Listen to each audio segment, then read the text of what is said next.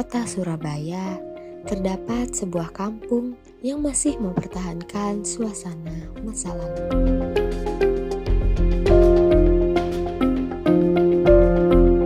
Kampung Lawas Maspati pernah menjadi kawasan hunian orang-orang elit seperti Raden Karya Sentono yang dipercaya sebagai kakek Adipati Keraton Surabaya yang bernama Sawunggaling.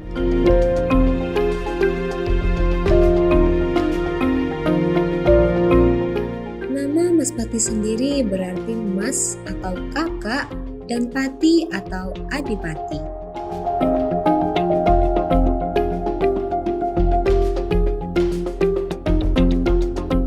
Jadi sebelum kampung ini jadi kampung wisata, Mbak, di tahun 2015 sebelumnya, di bawahnya itu kita mengikuti lomba-lomba lingkungan yang diadakan oleh pemerintah Kota Surabaya. Lomba-lomba terkait lingkungan, terkait peduli lingkungan. Bagaimana di tahun-tahun 2012 sampai 2013, 2014 dan sampai 2015 itu kita mengikuti lomba-lomba itu.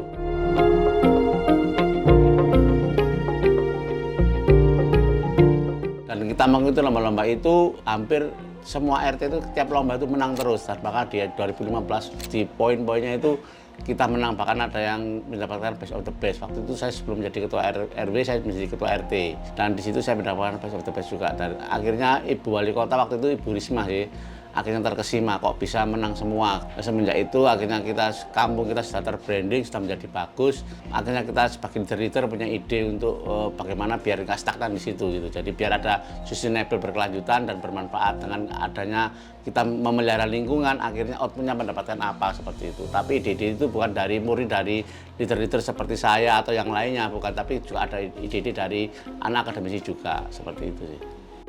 Kampung Lawas Maspati menjadi salah satu kampung wisata sejarah yang menyimpan banyak cerita tentang budaya, perjuangan, dan kehidupan masyarakat Surabaya tempo dahulu. Berada tidak jauh dari kawasan Tugu Pahlawan, kampung kini terkenal sebagai destinasi wisata edukasi dan budaya yang tetap menjaga nilai sejarahnya.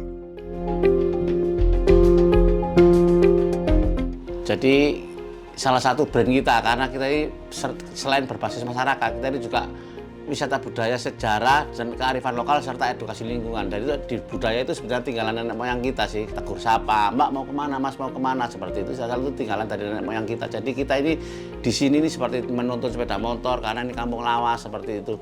Padahal kampungnya panjang, kenapa kok dituntun, itu ketinggalan sesepuh kita sih. Dan itu yang masih kita lestarikan di sini. Nah, menjaga budaya itu yang kita jual kepada tamu-tamu yang ada di sini, khususnya tamu mancanegara sih, seperti itu sih. Jadi kita menceritakan bagaimana mempertahankan dan melestarikan budaya itu tersebut. Jadi di sini ibaratnya bisa dikatakan asli kampungnya Surabaya ada di Kampung Lawas Maspati ini, Pak. Jadi kita pertahankan dan kita jalankan seperti itu. Jadi bukan kita hanya melestarikan, terus bagaimana cara melestarikan ya. Cara melestarikan yaitu kita jalankan dan kita terapkan di sini sampai sekarang seperti itu. Tegur sapa yang kelihatannya sepele tapi mempunyai makna yang luar biasa. Satu misal kita dengan adanya orang yang baru masuk di sini, kalau kita tanpa menjadi lulu gue akan membahayakan kampung kita sendiri seperti itu. Nggak tahu orang jahat mau masuk di sini kan kita nggak tahu. Dengan adanya kearifan lokal itu tadi yang kita lestarikan di sini, bisa kampung ini bisa terkontrol dengan secara tidak langsung seperti itu sih, Mbak.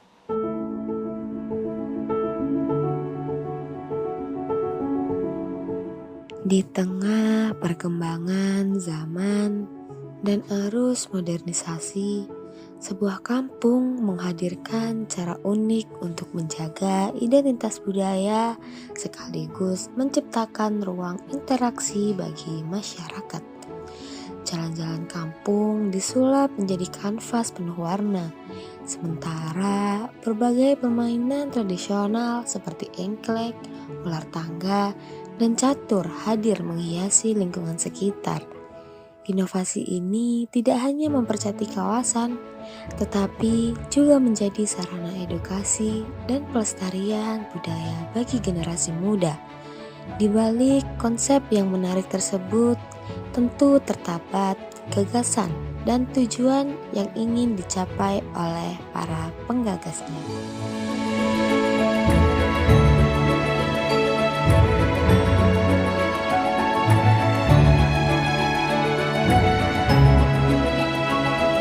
Jadi kalau kita ngomong pariwisata, kita harus ada namanya sabta pesona sih. Jadi aman, tertib, bersih, indah, sejuk, ramah, dan terakhir kenangan. Makanya itu kampung kita harus terbranding dengan bagus supaya mendukung pariwisata ini juga. Dan itu yang terkait ramah, indah, sejuk itu kan juga bawaan dari sabta pesona juga. Dan kenangan yang terakhir. Dan kenangan itu bagaimana tamu bisa masuk di sini dan keluar mendapatkan kenangan. Dalam arti nanti secara nggak langsung dia bisa menularkan kepada yang lainnya atau teman-temannya agar berkunjung ke sini lagi. Oh, sana bagus seperti ini. Nah, jadi branding itu untuk mewujudkan bahwa kampung kita ini mempunyai jati diri lah seperti itu. Jadi suatu misal dan sini brandnya tagline-nya Kampung Lawas. Jadi kita ini masih melestarikan jajanan lawas, dolanan lawas dan kebudayaan lawas itu masih ada di sini semua, Mbak. Jadi makanya kalau ada edukasi dolanan seperti teklek, ada ingkli, ada catur itu, ada dakon itu kita lestarikan karena itu sebagai tagline atau jargon dari Kampung Lawas Maspati tersebut.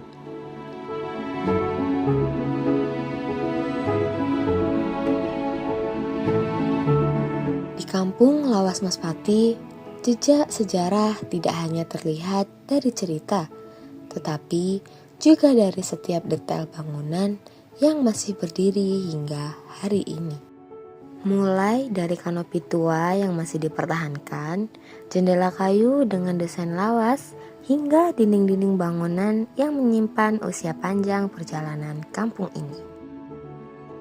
Di sini biarpun tidak banyak, Pak, tapi ada bukti-bukti otentik sih, seperti di sini Oma Tua 1907, di atapnya itu ada tulisannya 1907 yang masih orisinil, dan satu rumah itu masih orisinil semua, mulai keramik, mulai almari, mulai apa bangunannya itu masih sekarang ini masih orisinil banget dan dijadikan ikonnya Kampung Lawas Maspati sih. Dan kalau sore ini jam 4 sampai malam itu jadikan mini cafe. Jadi ada nilai pemberdayaan di situ. Yang kafe-kafe sih golongan Gen Z semua sih di situ seperti itu. Ada kafe rakyat, ada minuman milenial seperti itu yang dikelola oleh cucu-cucunya yang punya rumah dulu.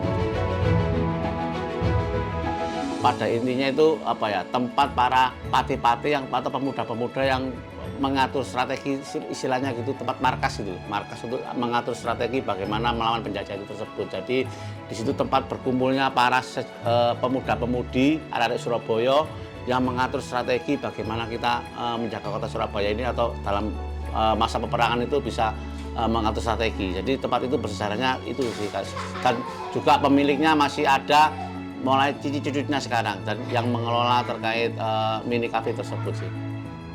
Rumah tua yang sudah berdiri sejak 1907 yang kini telah disulap menjadi kedai kopi. Dahulu ruangan ini menjadi tempat berkumpul pemuda perjuangan menyusun strategi perlawanan dan pergolakan November 1945.